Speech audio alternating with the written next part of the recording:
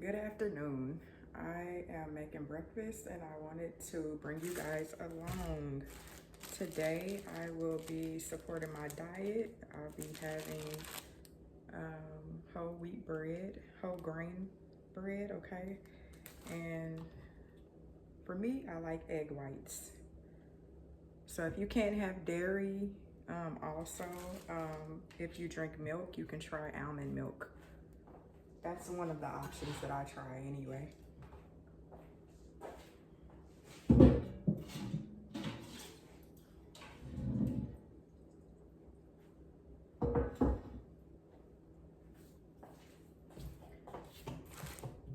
Guys, how's your morning and afternoon going so far? I hope it's going well for everyone.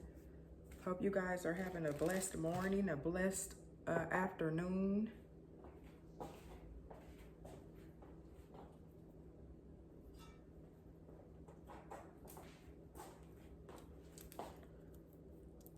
I'm gonna take my watch off because if I don't, it always gets wet.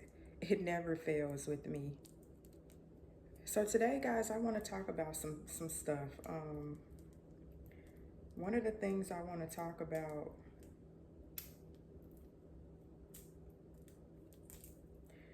is being anemic, iron deficiency.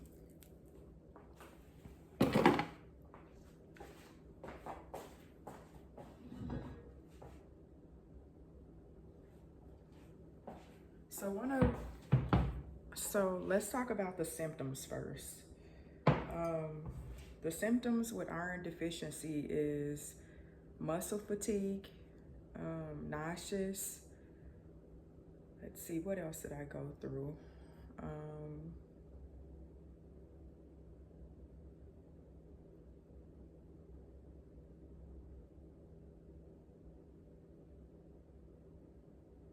Shortness of breath.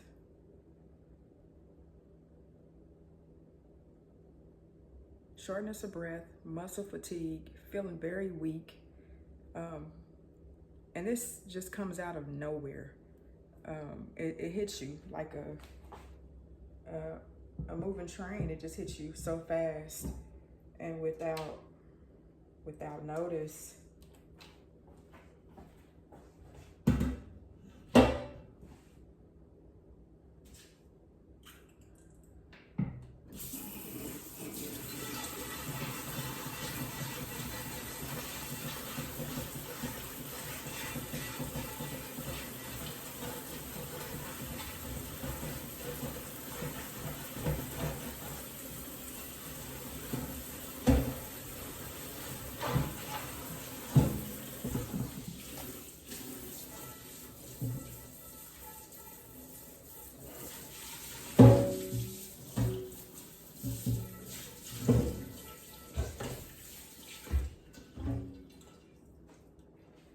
One thing I will say is make sure you pay attention to your body. If you're feeling weak, if you're feeling like something is wrong, then it probably is.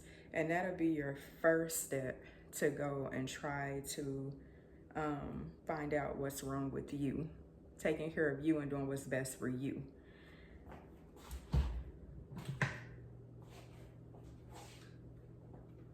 Guys, I cannot use butter because once again, that is a part of dairy, and I can't have dairy because I take iron pills.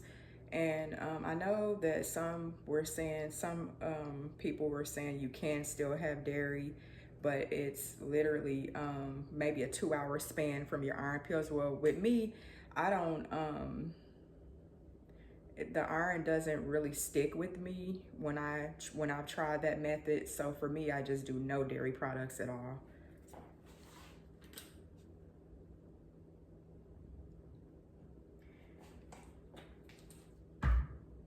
So November the 9th, I remember that day specifically. That day changed my life forever. I remember being, well, it all started with headaches. You know, that is another symptom you could possibly have if you're anemic. I was very, very weak, and I had a severe headache. And I felt like I couldn't see. So I thought it was maybe like a high blood pressure trip out. And so I remember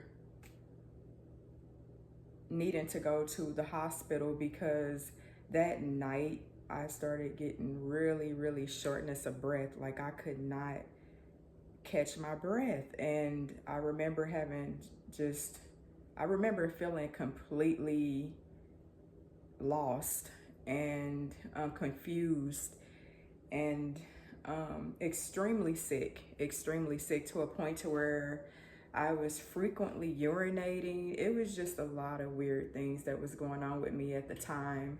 And so I remember telling my son, after getting like a real big, overwhelming shortness of breath, I told him, I said, I gotta go to the hospital. I said, something's wrong. I just don't feel good. I said, I'm feeling extremely sick. I said, normally I'm a trooper. I can, if I am feeling some pain, I sleep it off or something like that.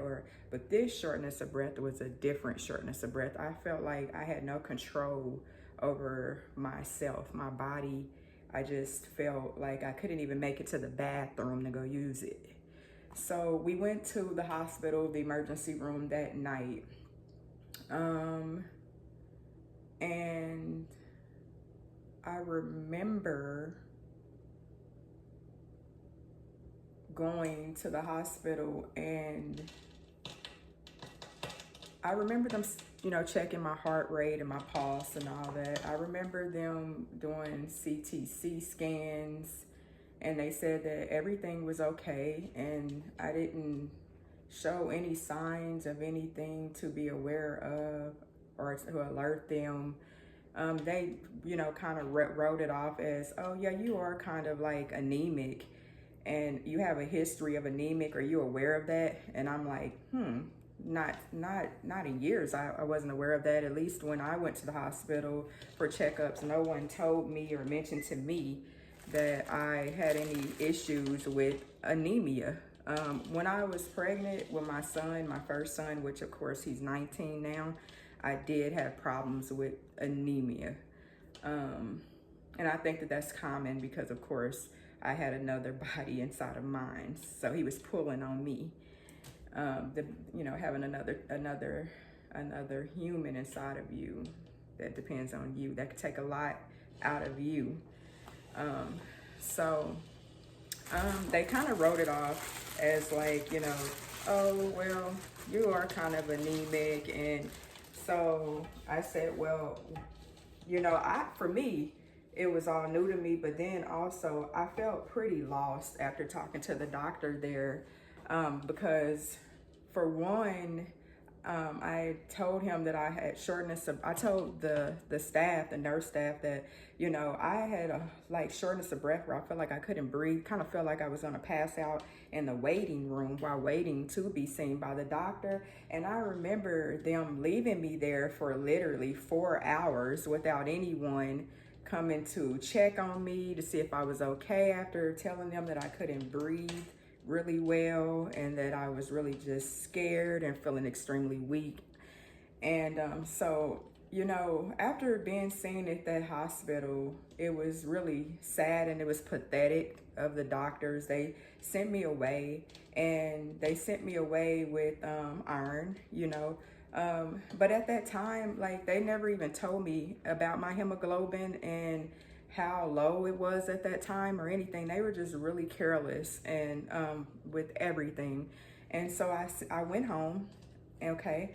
And then so the next day, that's when things hit rock bottom extremely. I woke up that morning and my head was racing, and oh boy, was it pounding. And I felt like I was gonna have a heart attack, like a full ongoing, full set heart attack. And I remember panicking and grabbing my heart and coming downstairs to my son's room And I told him, I said, I am not feeling well. I am extremely sick right now. I said, I feel like I can't even breathe. I said, I was 2 seconds from having a heart attack, you know, and doctors also has told me, oh, well, maybe it was anxiety. It wasn't anxiety. It was not anxiety. I know that that's an easy way for people to, you know, for doctors that don't maybe not know what's going on with you to say, oh, it was anxiety. But at the time, I was extremely sick and had been seen the day before, and they told me that, you know, something about anemia. So I felt like I needed to get a second opinion. And so if one doctor tells you something that you feel like they really they're not going into in-depth details about why you feel this way, rule number one for you, do what's best for you, get a second opinion. Always get a second opinion for you. This is your life. This is your life, okay?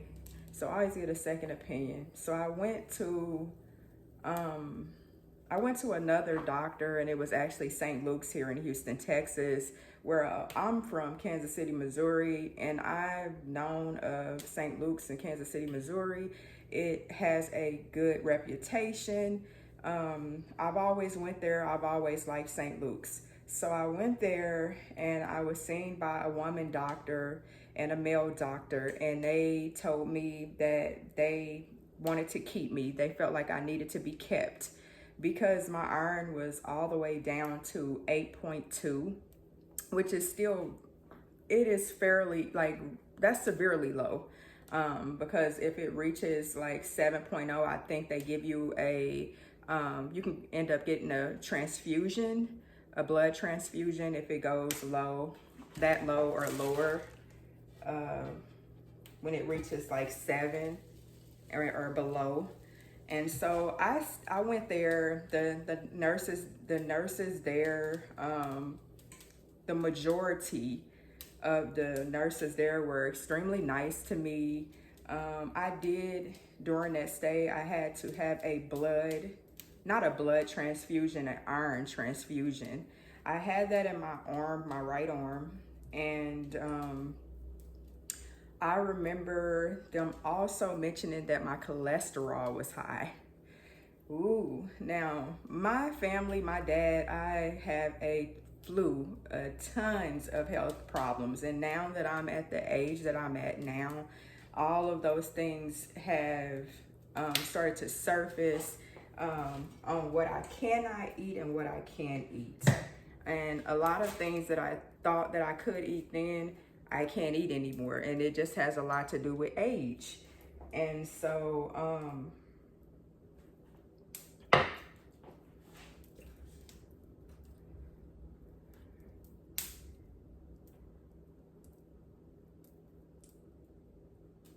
I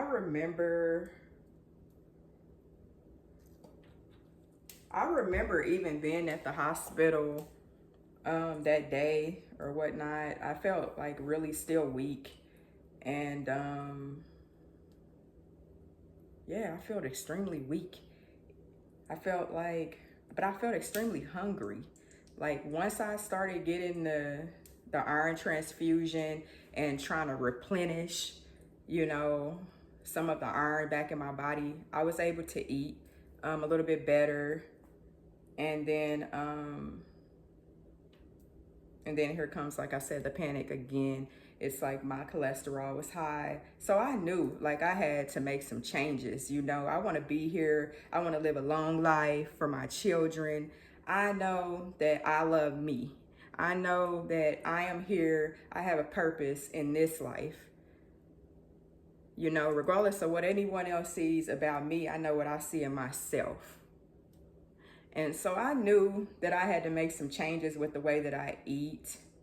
And, you know, the past is the past, but moving forward, I will talk to you guys about, you know, in the next video about cholesterol and how I am now dealing with high cholesterol, what type of medications I'm on dealing with this disorder and deficiency.